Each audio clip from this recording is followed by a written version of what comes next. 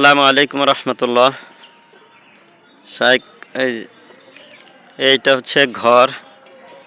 এই জায়গাটা, এই বাড়ির মানুষ হচ্ছে আজ থেকে যুদ্ধের পরে, গন্ডাগোলের পরে, মানে যুদ্ধের পরে থেকে এখানে যে বাড়িতে যিনি থাকেন তার কাপড় ধোয়া, গোসল করা এবং পানি খাওয়া, সম্পূর্ণ পানির কাজ হচ্ছে অন্যের বাড়ির থেকে নিয়ে এসে সে আজ থেকে 30-40 বছর ধরে এভাবে চলছে।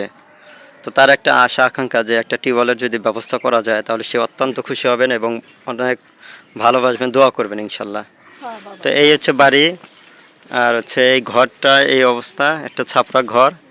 সে খুবই অনেক আগে থেকে বলছে যে একটা টিউবওয়েলের ব্যবস্থা করতে। তো এই হলো জায়গা।